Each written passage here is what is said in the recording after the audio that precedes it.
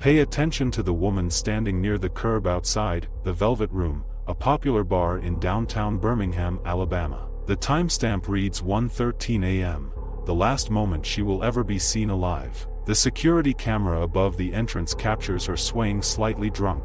That woman is Renee Carter, 26 years old, a stunning, soft-spoken medical assistant, a devoted mother, and by all accounts, the kind of woman who lit up any room she entered. Moments earlier, she had been inside celebrating a friend's birthday. The laughter, the drinks, the photos, everything looked normal. But now, as the night winds down, Renee is alone. Her friends are still inside closing their tabs, and she's ordered an Uber to take her home. At 1:14 a.m., a white sedan pulls into the frame.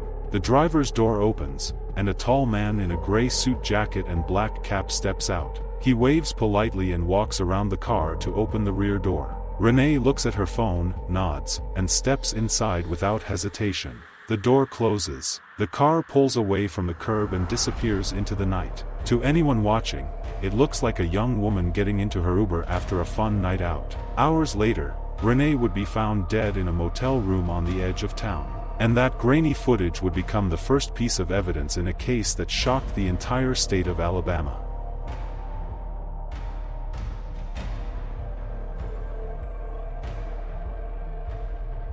Friday, April 12th. The beginning of what was supposed to be just another girls' night. Downtown Birmingham pulsed with life as neon lights reflected off rain-dampened streets and bass from the bars vibrated through the sidewalks. Inside the Velvet Room, people danced shoulder to shoulder, laughing, singing along to the music. For 26-year-old Renee Carter, it was a rare night off, a chance to breathe after working double shifts all week at the medical clinic. Renee wasn't the type who went out often. Friends said she was quiet, responsible, and fiercely protective of her 5-year-old son, Malik. She worked hard to keep things stable, saving for a better apartment and planning to go back to school for nursing. But that Friday night, her best friend Jasmine convinced her to let go, just for one evening. "You deserve this, girl," Jasmine had said. "No scrubs, no stress, just us." They met around 9:30 p.m., Renee dressed in a soft pink body-hugging dress, curls pinned behind one ear, simple gold hoops catching the light. She looked beautiful but modest, the kind of effortless beauty that drew attention even when she didn't try. Her friends, Jasmine and Tasha, cheered as she walked in. The night started light-hearted, selfies, laughter, cocktails. By 10:30, Renee was sipping her second drink, a strawberry daiquiri that tasted more like sugar than alcohol. By midnight, the shots began, one after another. The music shifted to slow R&B, and the dim lights made everyone's faces soft and glowing.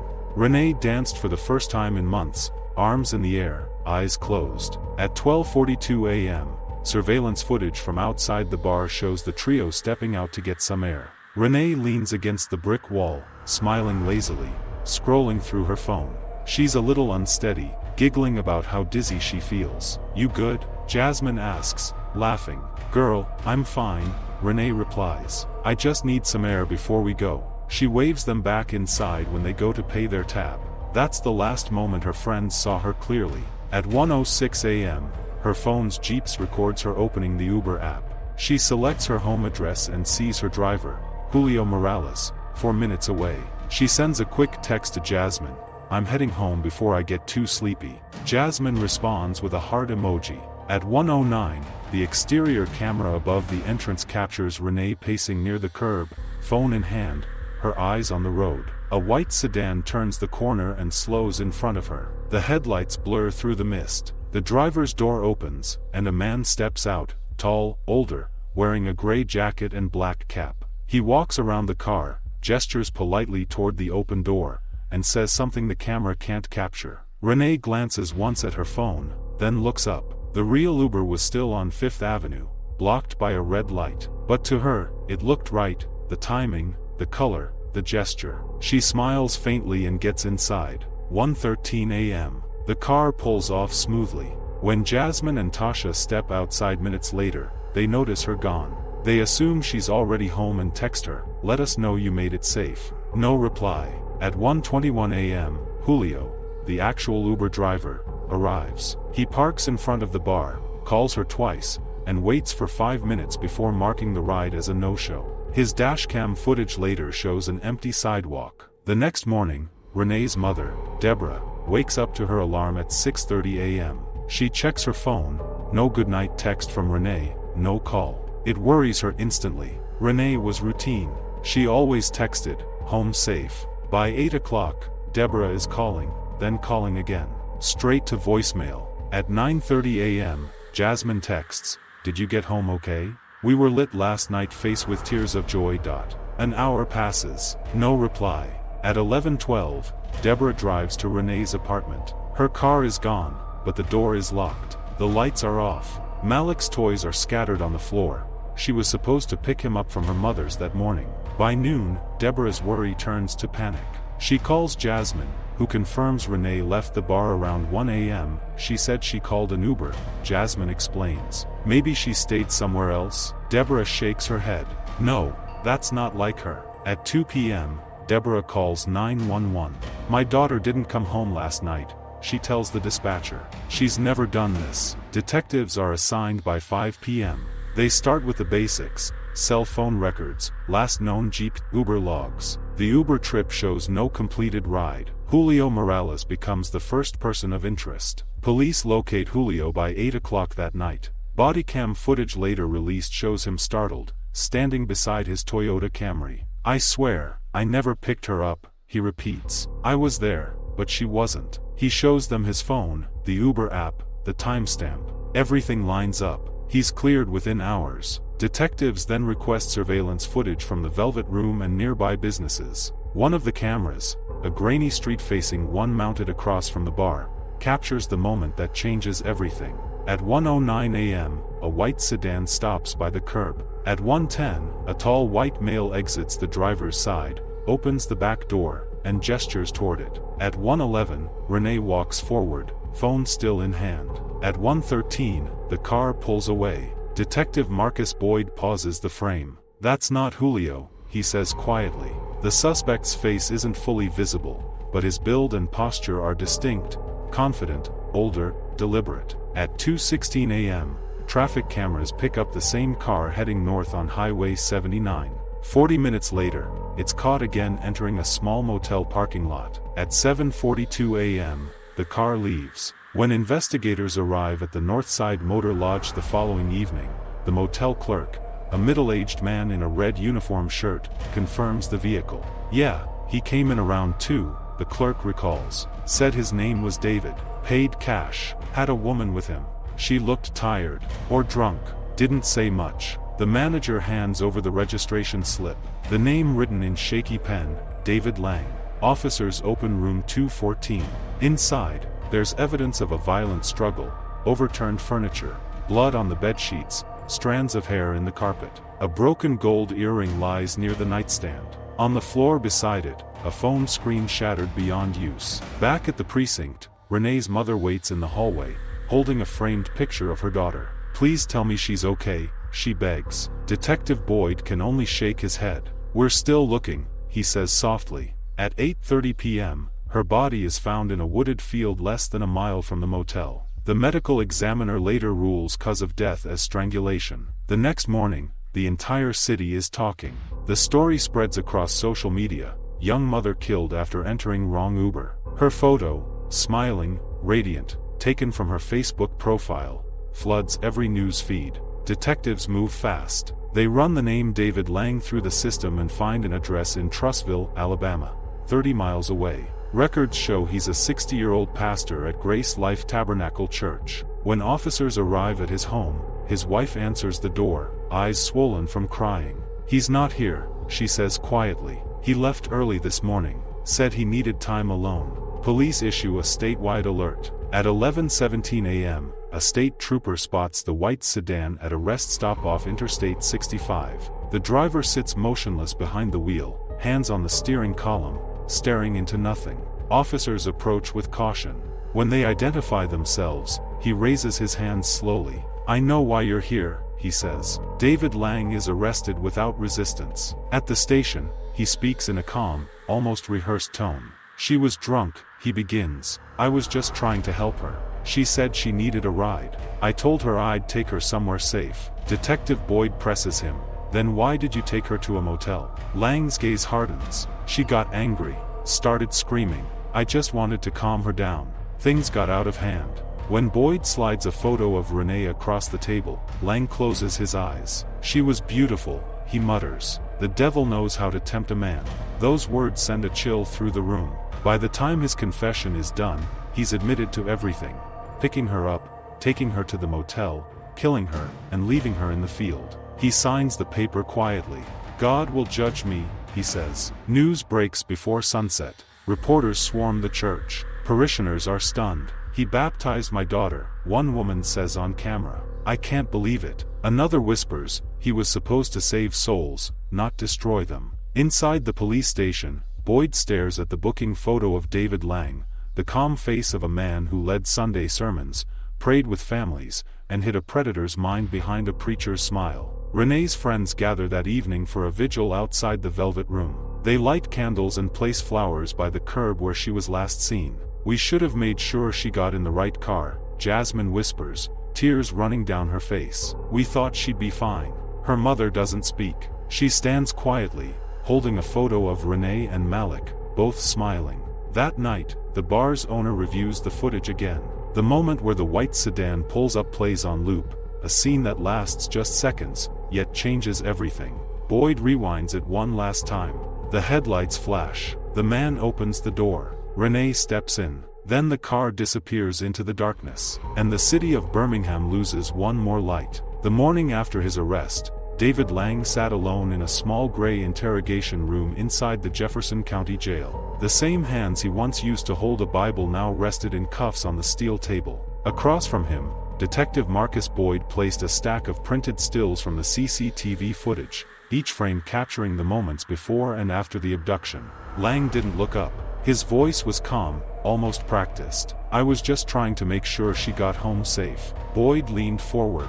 Then why didn't you call 911 when she became unresponsive? Lang hesitated. Because no one would believe me. Not with my past. His past was one the congregation had never known.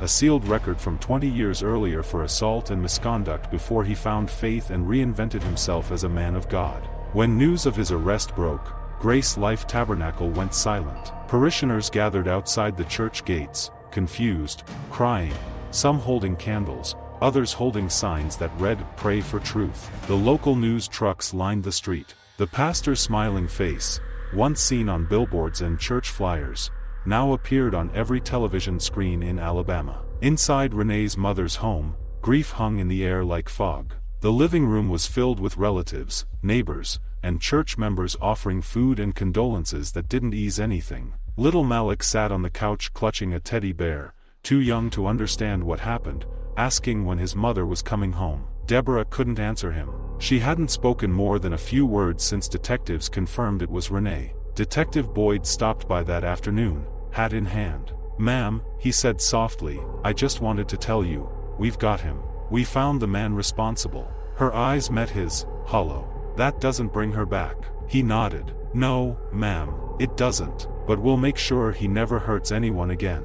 That same evening, officers executed a search warrant at Lang's home in Trussville. What they found painted the chilling portrait of a man living two lives. Hidden behind a bookshelf in his home office were several external hard drives containing photos, videos, and documents of women who had once attended his church or worked near it. Some he had followed, others he'd befriended under the guise of counseling. Investigators realized Renee wasn't the first woman he'd targeted. She was the first one who didn't make it home. The prosecution's case built itself. Surveillance footage from the Velvet Room, the motel registration slip, and cell tower pings from his phone triangulated his route precisely. Even the motel's keycard had traces of Renee's fingerprints and blood. When detectives confronted Lang with the evidence, he stayed silent for nearly 5 minutes before saying, "The devil's always been after me." I guess he won. A week later, he was charged with first-degree murder, kidnapping, and tampering with evidence. The bond hearing was brief, denied immediately. The district attorney called it one of the most disturbing cases he'd ever seen.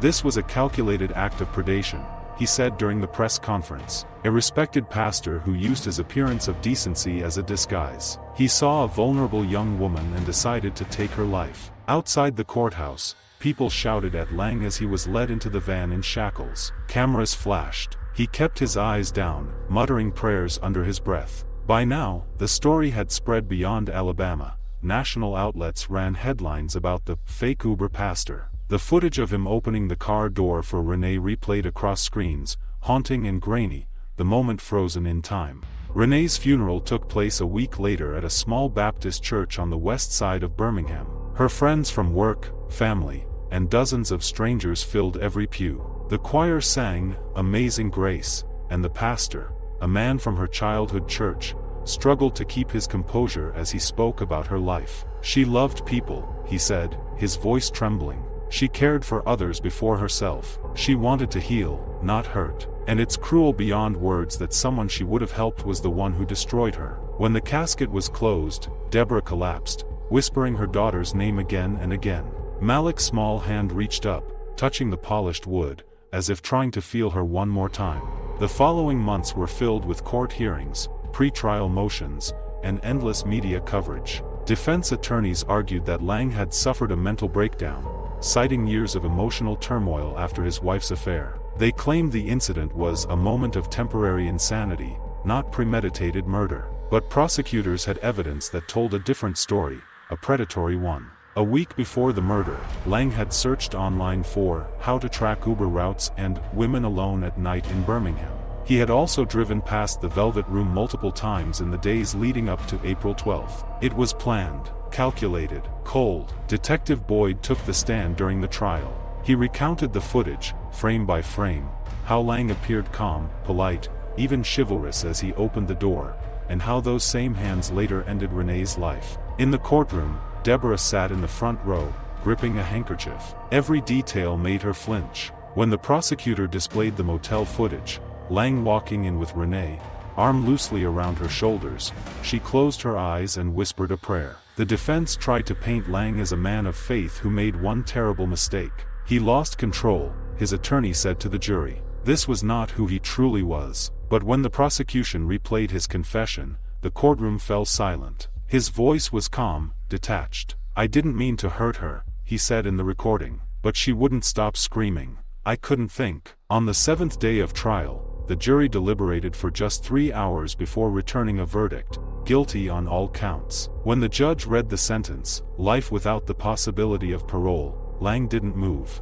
No expression, no emotion. Just a blank stare into the distance. Deborah wept quietly, holding Malik on her lap as reporters snapped photos. Outside, the district attorney addressed the media. "Justice has been served," he said, "but this should never have happened. A woman got into what she thought was a safe ride home, and it cost her everything." The city of Birmingham grieved. For weeks, people left flowers near the bar where Renee was last seen. Her photo became a reminder of how quickly trust can turn fatal. Uber announced new safety measures, stronger identity checks, notifications to verify drivers. But for Renee's family, safety measures meant nothing now. A year later, Detective Boyd received an invitation to a memorial service in her honor. It was being held at the same park where she used to take her son to play. When he arrived, children were laughing nearby, the spring breeze carrying their voices. Deborah greeted him with a soft smile. "You kept your word," she said. "You made sure he never hurt anyone else." Boyd nodded. "Your daughter was brave. She trusted people. The world needs more like her, not fewer." As the service ended, Malik, now 6, placed a single white rose on the framed photo of his mother. "Hi, Mommy," he said softly. "I miss you." The crowd stood still. The sound of birds and distant traffic filled the silence. That night, as the sun set over the city, the same footage that started it all played once more in the quiet of the evidence room, a silent reminder of how a single decision, a single moment of misplaced trust, could change everything. 1:13 a.m., Renee checking her phone. 1:14, the white sedan pulling up. 1:15, the door opening, the man smiling politely. 1:16, she steps in. And just like that, the door closes, sealing her fate. For the detectives who worked the case, that clip became a warning they could never forget, that evil often doesn't arrive with chaos or noise. Sometimes, it pulls up quietly, opens the door, and waits for you to climb inside. In the years that followed, Grace Life Tabernacle shut down permanently. its congregation scattered. Lang's wife filed for divorce and moved out of state, refusing to speak publicly again.